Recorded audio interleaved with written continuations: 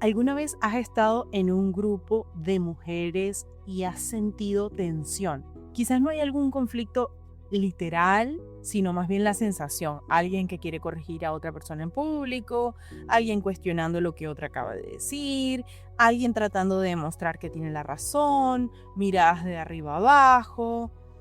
Esa sensación de que hay una competencia invisible. Hace un tiempo estuve en un evento y se sintió un poco así la dinámica. Y en ese momento un hombre me dijo, es que las mujeres son demasiado competitivas, es imposible que sea distinto. Y yo me quedé pensando, o sea, ¿de verdad es así? ¿De verdad es imposible? Porque yo quiero pensar que somos más que competencia, quiero pensar que podemos ser distintas, que la competitividad existe, que la envidia existe, pero que no nos caracteriza. Así que hoy quiero hablar de este tema que es real y que existe aunque sea incómodo y que necesita ser nombrado para poder ser cambiado. Hoy vamos a hablar de la envidia entre mujeres y lo vamos a hacer sin victimizarnos, sin culpabilizarnos, pero siendo honestas, porque solo podemos cambiar lo que nos atrevemos a ver. Así que pasa adelante y siéntate cómoda. Yo soy Eva Herbert y bienvenido a un nuevo episodio de Más Auténtica Podcast.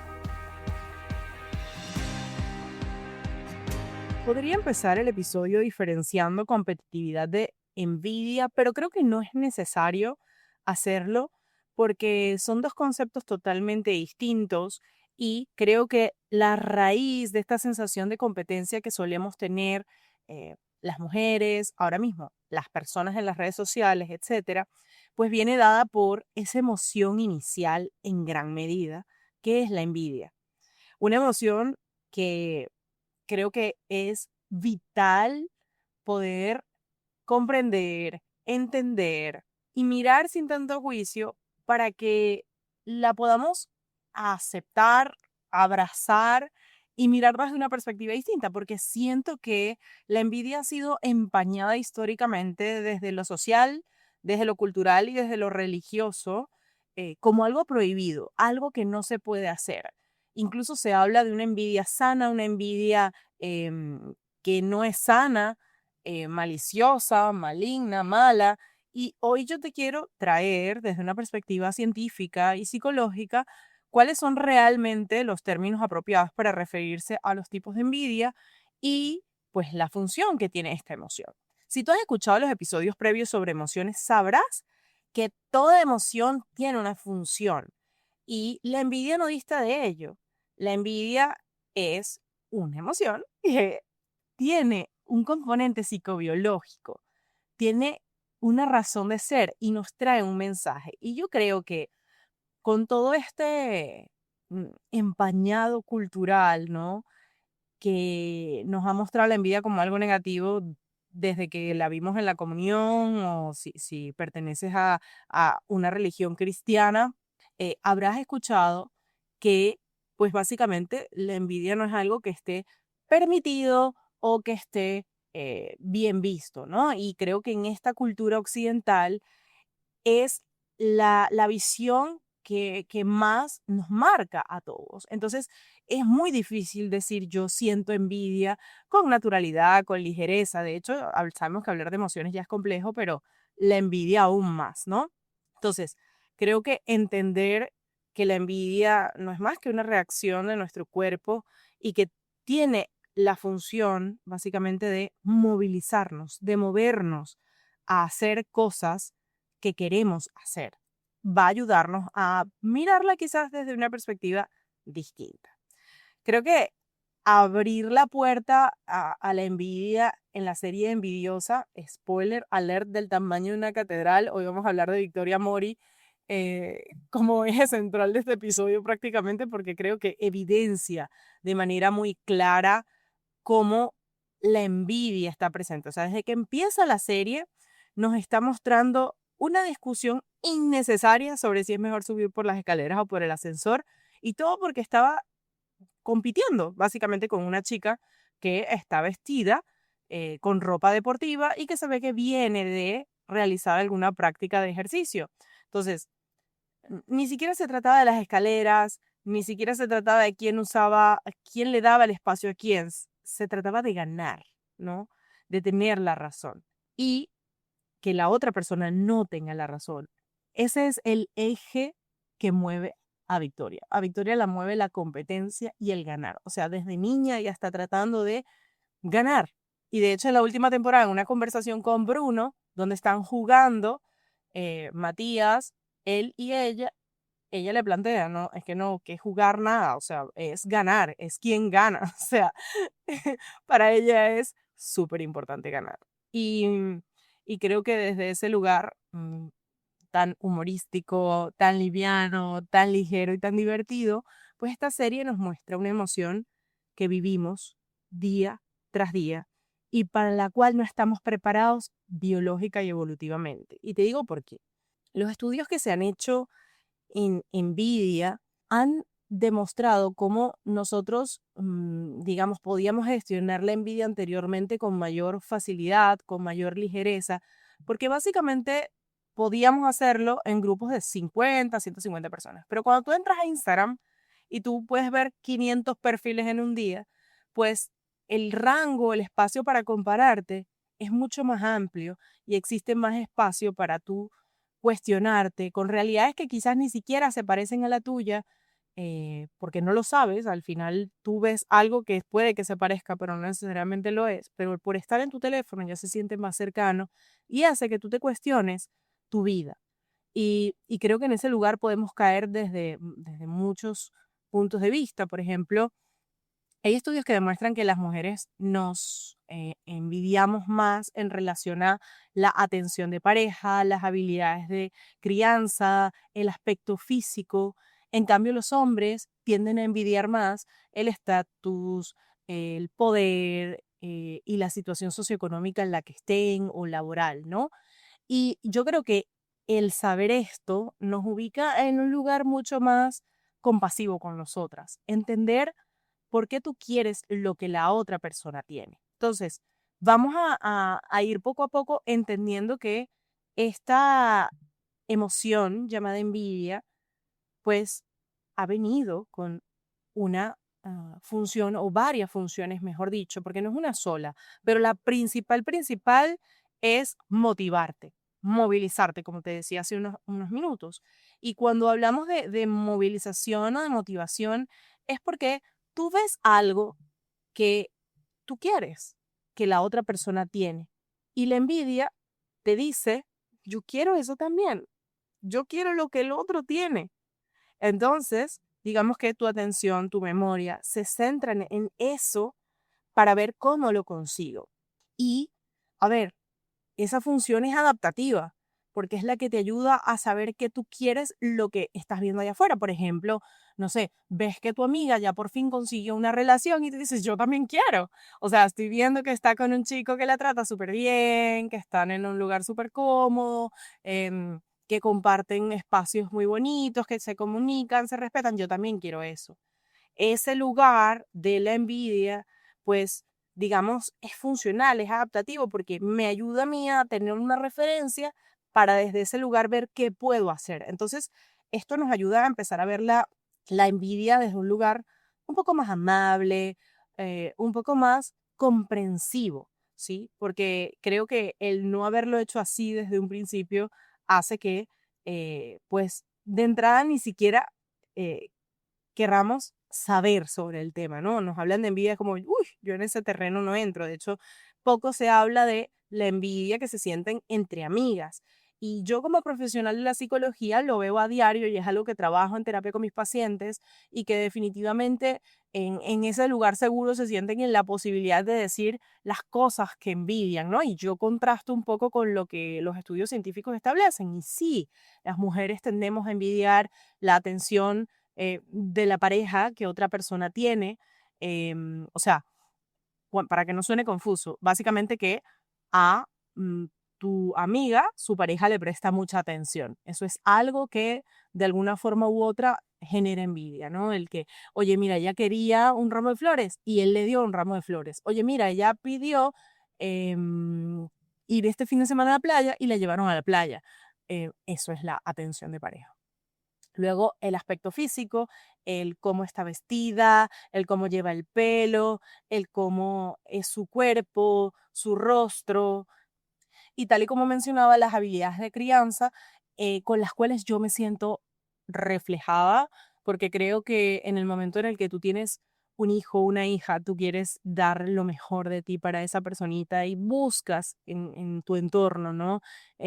Referencias de aquello que tú quieres hacer y muchas veces esa referencia hace que te coloques en lugares en los que quizás no necesariamente vas a poder hacer lo que otros hacen y pues desear de alguna forma u otra eh, esos estilos de crianza que se parecen al ideal que tú tienes, ¿no? Y al final tú te preguntarás, pero ¿por qué las mujeres envidian más atractivo físico, atención de pareja, habilidades de crianza y los hombres estatus, recursos económicos, poder?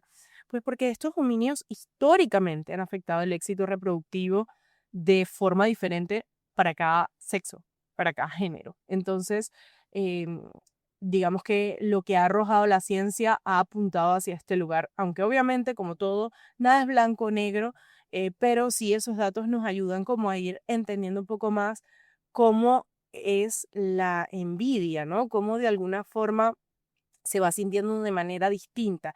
Y creo que el ir contextualizando esta emoción desde un lugar más honesto, más aterrizado, más personalizado, por así decirlo, bueno, eso es algo que trabajamos en terapia, pero que hoy yo quiero que tú te lleves el entender que dependiendo del área de la vida en la que tú estés, o la etapa de la vida en la que tú estés, pues tú vas a envidiar más o menos, que dependiendo de la edad reproductiva en la que tú estés, tú vas a envidiar más o menos, porque pues los estudios también plantean que después de los 30 ya esa sensación de envidia va disminuyendo y probablemente te ha pasado que conoces a una tía, a tu madre, una abuela que ya después de los 50 y pico, 60, ya es muy poco, ¿no? A menos que hayan unas grandes inseguridades o quizás una baja autoestima, ya es muy poco lo que tienden a compararse con otras personas porque digamos ya para ese momento ya hay un asentamiento. em, y digamos que ese esquema o ese estilo de vida que se quería tener, pues quizás en cierta medida se consiguió y lo que pasa a ser importante para las personas va evolucionando. Entonces, con esto te doy dos datos, ¿no? El primero es como entiende un poco el proceso en el que estás y segundo, es esperanzador saber que llegará un momento en el que quizás no te sentirás como te has sentido o como te sientes en este momento. Entonces, creo que al entender esto y también entender que muchas veces la envidia es selectiva, o sea, tú no envidias a cualquier persona ni por cualquier razón, tú envidias a alguien que está en tu rango de acción, a tu compañera de trabajo que fue promovida, pero no envidias de repente a un multimillonario que nunca has conocido. Al final, desde una perspectiva evolutiva, el gasto de energía mental implica competir con alguien que es alcanzable, porque inalcanzable sería una mala estrategia, básicamente. Entonces, tú vas a tender a envidiar a personas que son cercanas en estatus, es decir, alcanzables para ti, a tus amistades, a personas que conoces, cuya vida realmente, de la que realmente tienes información y con quienes realmente compites por recursos, ¿no? Donde el esfuerzo podría funcionar. Entonces, por eso es muy fácil que se den estas competencias entre amigas por quién es la primera que pierde la virginidad o que consigue novio, quién es el primero de los amigos que compra una casa. Y quizás esas competencias son inconscientes. Ojo, muchas veces ni siquiera esto se habla, es algo que pasa, o en las familias, ¿no? ¿Quién es la familia que primero tiene tal carro o viaja a tal lugar?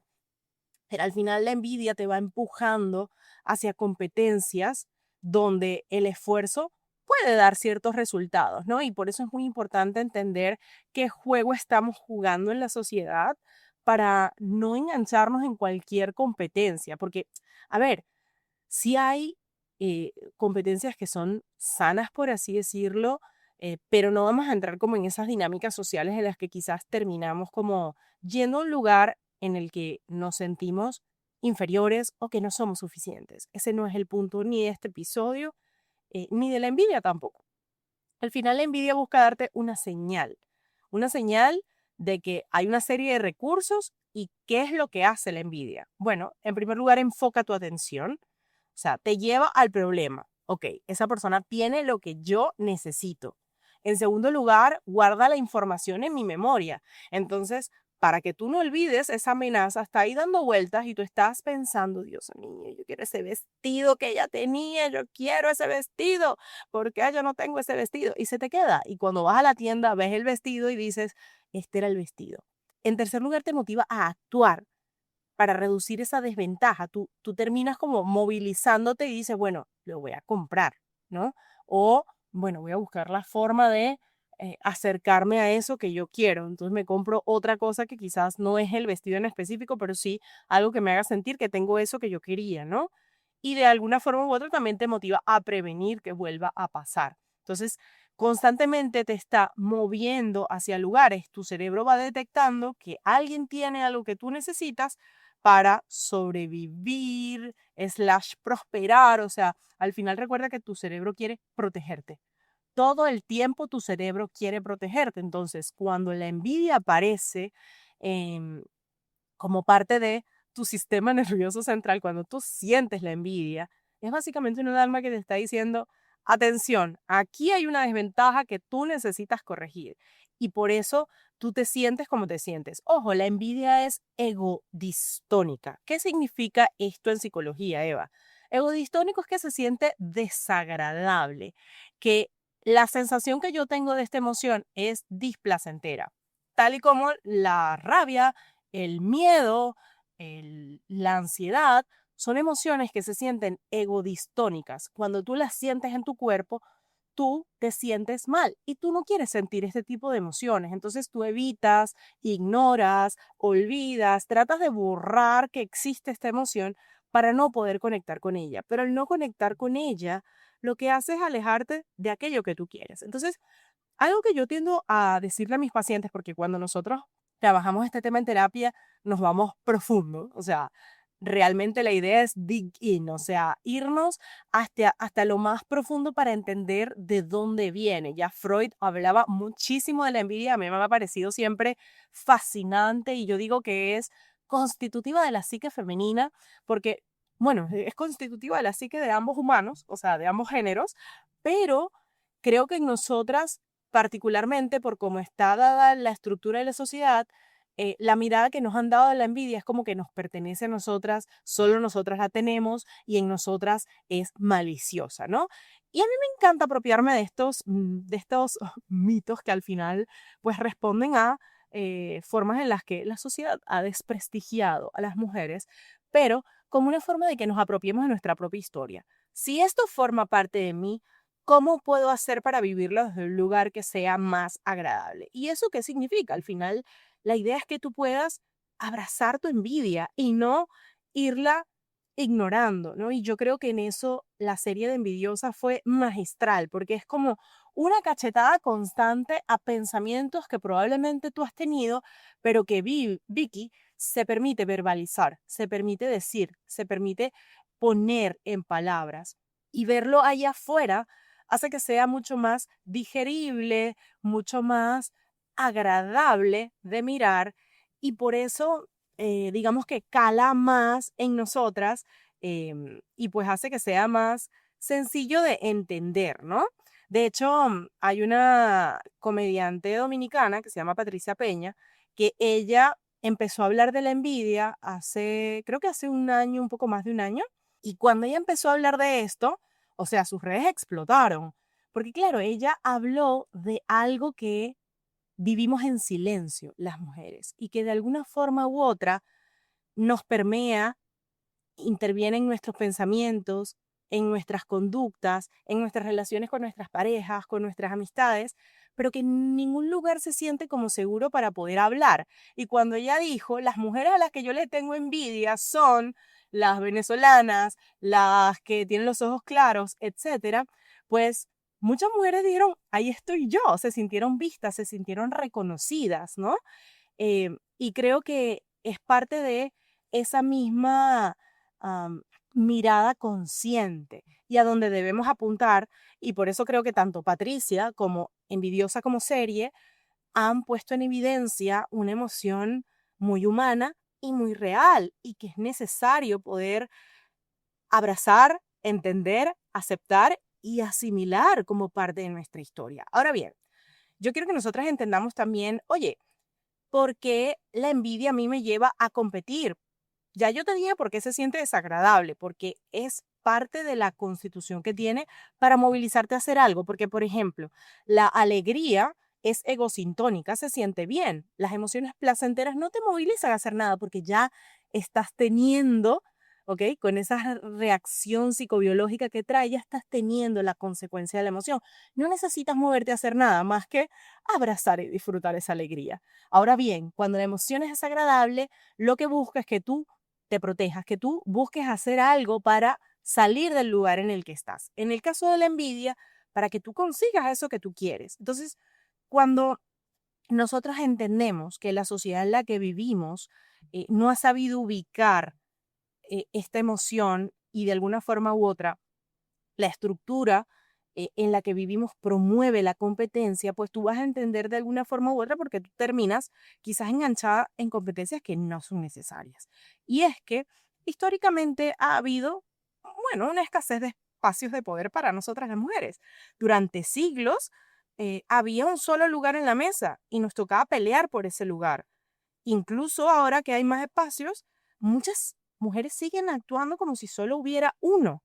Eh, y creo que es importante entender que hay más, ¿no? Aunque hemos aprendido que solo puede haber un lugar y eso lo llevamos muy adentro. Por otro lado, creo que la socialización de género también nos ha influido, o sea, desde niñas nos enseñaron a ser bonitas, amables, queridas, aprobadas, y eso va a implicar compararte constantemente con quién es más bonita, quién es más amable, quién es más querida, quién es más aprobada, porque en el momento en el que tú estabas haciendo una obra de arte, en lugar de decirte, te gusta, para saber qué piensas tú y que tú forjes tu propio punto de vista, a ti te dijeron, qué bonito, a mamá le encanta.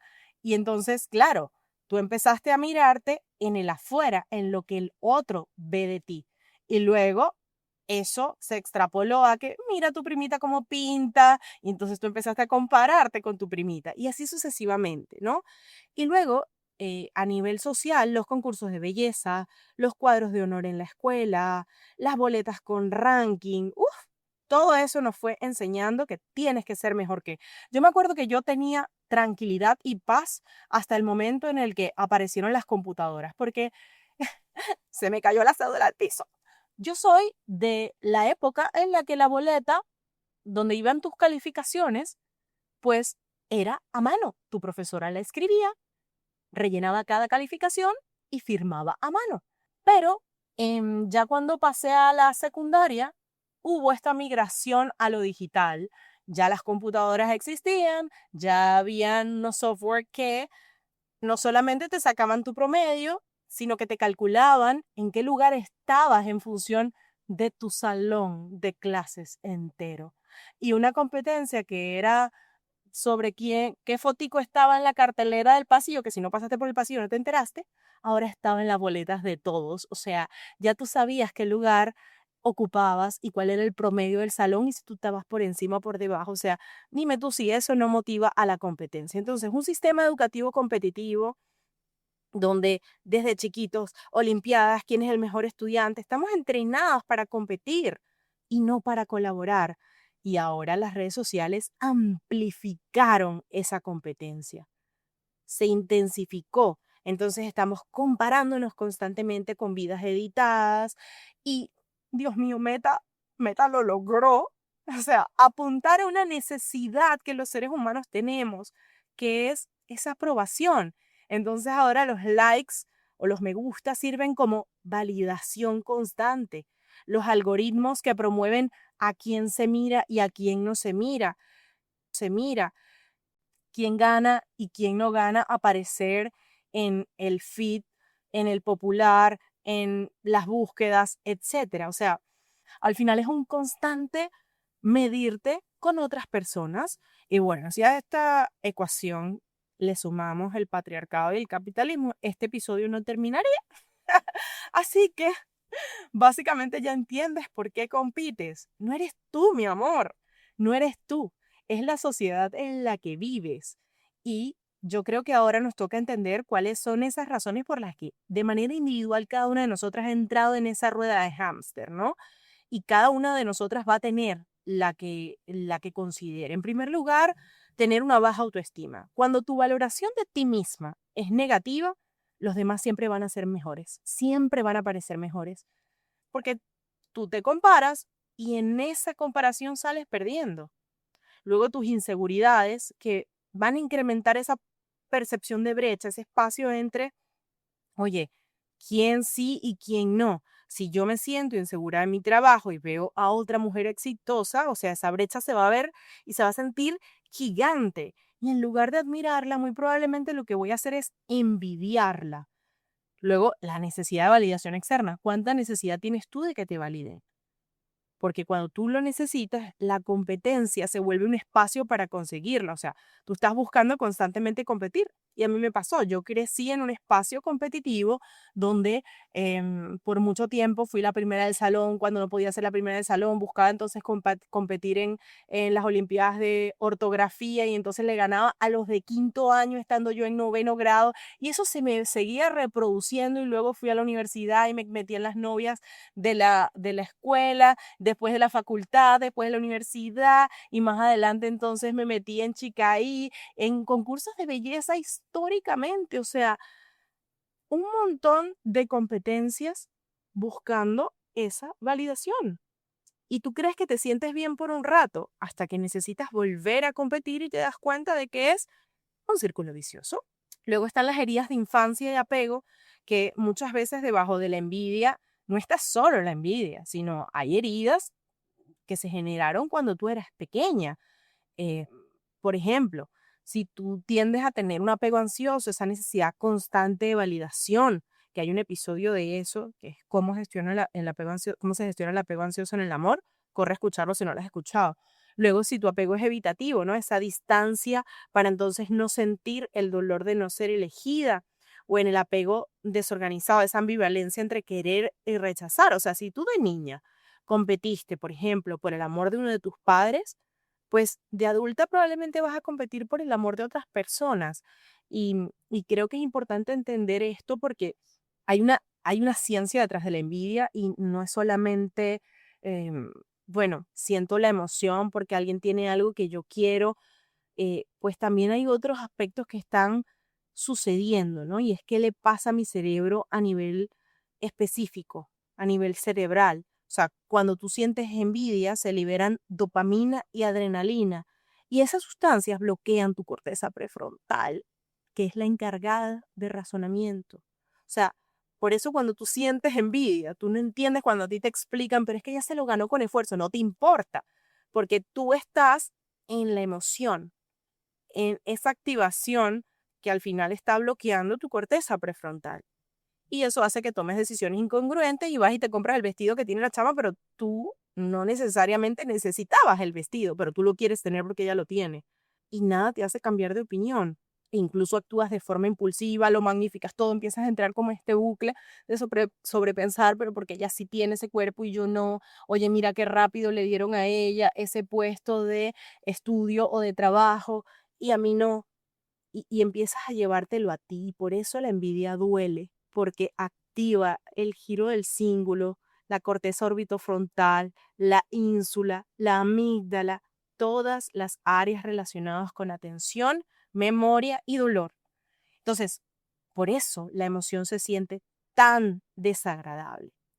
Y yo creo que es importante, yo no te voy a decir a ti cómo se siente la envidia en el afuera, porque probablemente sería asumir, yo creo que tú también puedes darte cuenta de cuando alguien está teniendo algunas conductas o rasgos que evidencian envidia, pero ese no sería el norte. Yo siempre te invito a mirar la envidia dentro de ti, aquello que tú estás pensando y por qué tú piensas eso, porque yo recuerdo que tenía una tía que me decía, es que todas las mujeres te tienen envidia. Siempre piensa que todas las mujeres te tienen envidia. Y ese pensamiento es muy dañino. O sea, ese pensamiento es muy nocivo porque te hace creer que al final todos son tus enemigos y eso no es verdad. O sea, sí probablemente va a haber gente que quiera algunos aspectos de los que tú tienes, así como tú quieres algunos aspectos de la vida de otras personas que también tienen. Y eso es totalmente válido y ahí es donde entra esa envidia que es, pues, digamos, funcional, adaptativa. Ahora bien, ¿Cuándo la envidia deja de ser adaptativa y pasa a ser disfuncional, Eva? Bueno, mira, yo te diría que si a ti la envidia no te deja tranquila, es decir, tú no puedes tener una relación de amistad y conectar con la gente porque estás constantemente deseando que les pase algo malo, que ellas se equivoquen, que les quiten el trabajo, que se queden sin casa, que su pareja les termine, pues tú tienes algo que revisar, porque quizás los vínculos no van a poder llegar a la profundidad que tú deseas o no vas a poder llegar a conectar realmente con esa persona porque estás constantemente deseando lo que ella tiene o que ella no tenga lo que ella tiene, que eso también nos puede hacer la envidia, no solamente querer lo que el otro tenga, sino además que esa persona no tenga eso, para que tú estés en un lugar mejor. Si ves como al final todo te lleva a querer ganar, ¿no? Como Becky de envidiosa. Entonces, creo que el entender eso, que si está permeando tus relaciones interpersonales la envidia, deja de ser funcional. Deja de ser funcional cuando hace que tú entonces ahora compres compulsivamente, estés en lugares porque los demás están, ocupas espacios que los demás ocupan porque tú también quieres estar ahí.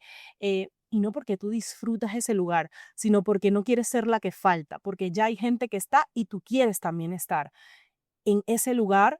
Yo revisaría esa envidia porque ahí considero que es disfuncional. Básicamente cuando entorpece tu camino, cuando no es que te está movilizando a hacer cosas por ti que apuntan a tu bienestar, sino cuando el displacer permea tu ser y entonces tú estás constantemente pensando en ello, te atormenta, te genera malestar que los demás tengan logros y tú no.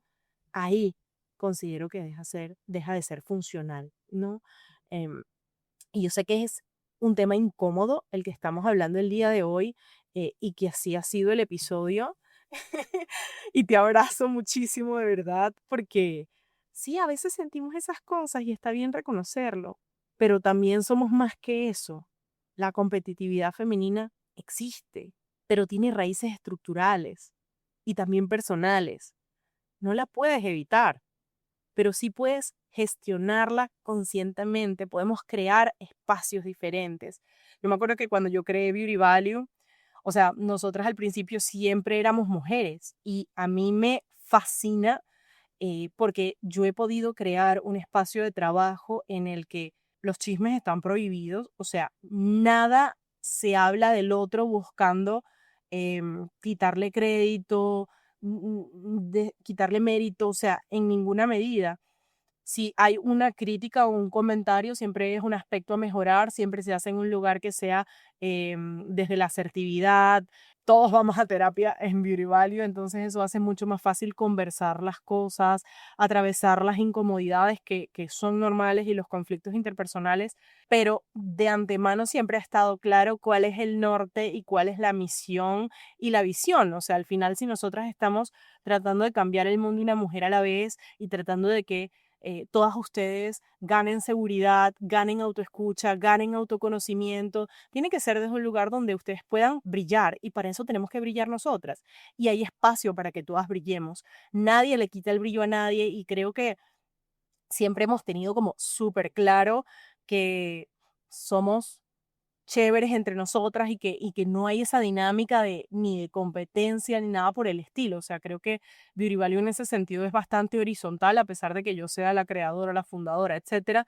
Me siento muy a la par de las personas con las que trabajo y siempre me siento incluso inspirada y motivada por ellas porque tengo un equipazo, o sea, son mujeres y bueno, ahora también hombres súper inteligentes, talentosos, con diferentes miradas de la vida y habilidades de las cuales aprendo todos los días algo diferente y eso me parece maravilloso. Y esa dinámica que se creó en un espacio solo de mujeres es precisamente el que nosotros tenemos en nuestros eventos, en nuestros talleres, porque sí, la mayoría de los espacios están habitados por mujeres principalmente. Entonces ha sido como maravilloso poder hacer esa invitación y justamente en el próximo taller que tenemos, que es Online Therapy, es lo que yo les enseño a mis colegas. O sea, yo diseñé un espacio para que las y los psicólogos monten su propio consultorio a su manera, sin mirar tanto lo que hay afuera, sin necesidad de copiar. encontrando aquello que los hace únicos para así comunicarse de su propia voz, porque al final, cuando tú trabajas en tu propia envidia, estás claro de lo que tienes, de lo que deseas, de tu potencial, no necesitas copiar lo que alguien más hace y eso también lo hacemos en Organize Yourself, porque al final tú ves tus metas tú y dejas de mirar tanto lo que hay afuera y empiezas a mirarte a ti y básicamente así es Beauty Value, porque así son nuestros talleres, porque así es nuestra visión de la vida. O sea, no mirar tanto hacia el afuera, sino mirar más hacia adentro, porque a veces estamos buscando afuera las respuestas que están dentro de nosotras. No se trata de buscar qué están haciendo los demás, sino qué quieres tú, qué necesitas tú. Y a veces la envidia sirve para eso, para mostrarte qué es eso que tú quieres. Entonces, si el día de mañana a ti te gusta la relación que tiene fulanita con fulanito, pues, o fulanita y fulanita, pues piensa, oye, mira, qué maravilla, qué puedo aprender yo de esa relación para extrapolarlo a mi vida. Y ya, no quedarme en, pero que ya lo tiene y yo no lo tengo. Y ojo, si el primer pensamiento que te viene a la cabeza es cuestionar que ellos lo tengan y tú no, mira, no pasa nada. Por la forma en la que está constituida nuestra corteza cerebral, es normal que tengas pensamientos intrusivos. Ahora bien, lo que hace la diferencia es qué haces tú después de eso. Ok, ya me di cuenta que tengo este pensamiento, pero ahora tengo que redirigirlo a, ok, ¿cómo yo quiero llevar esto en mi vida? ¿Cómo yo hago eso para mí? Oye, me gusta la empresa que montó no sé quiéncita. Ajá. ¿Y por qué me gusta? ¿Qué es lo que yo estoy envidiando de ella? ¿Eso lo necesito o no lo necesito? Y así. Sé que les dije que les iba a hablar de envidia benigna y maligna, pero la verdad es que creo que, o sea, de los tipos de envidia, la verdad es que creo que sería como ahondar demasiado en algo que no necesariamente nos suma tanto, pero si les sirve como de apoyo o de ayuda, pues vamos a como simplemente definirlas para que ustedes se queden con ese concepto y se lo puedan llevar a análisis y lo puedan trabajar en terapia o con ustedes mismas o lo lleven a journaling, etcétera. Y básicamente la diferencia es que la envidia maligna te motiva a bajar al otro de su lugar y la envidia benigna te motiva a ti a subirte a otro lugar. O sea, al final ambas pueden sentirse como frustrantes, pero los resultados que tienen son diferentes. Y pues si en algún momento te identificas sintiendo envidia, pues recuerda, ¿cómo puedo yo conseguir esto que estoy deseando del otro o que estoy mirando en el otro? ¿Cómo puedo hacerlo propio? ¿Cómo puedo hacerlo para mí? Y cuestiónate, te voy a regalar una pregunta. ¿En qué espacios te sientes con envidia? ¿Y qué crees que te está mostrando esa envidia? El trabajo es mirar conscientemente quién queremos ser en cada uno de nuestros espacios y sobre todo con cada una de nuestras emociones. Y recuerda que las emociones no te definen. Así que si pudiera cambiarle el título a la serie de Vicky, se lo cambiaría de envidiosa, porque no creo que Vicky sea envidiosa, yo creo que ella es mucho más que eso y simplemente esta es una emoción que experimenta en gran medida, como todas nosotras la hemos experimentado alguna vez. Gracias por escuchar. Si este episodio resonó contigo, mándame un DM con la parte que más te haya gustado porque sabes que me va a encantar leerte. Y si sientes que necesitas ese espacio para trabajar esto, mi agenda está abierta para ti. La terapia es un lugar seguro para hablar de estas cosas totalmente sin juicio. Así que te mando un abracito sentido y será hasta la próxima. Bye bye. Este episodio de Más Auténtica Podcast llega a ti gracias a Beauty Value, un espacio creado para acompañarte a conocerte mejor, organizar tu vida con intención y construir procesos más amables contigo mismo.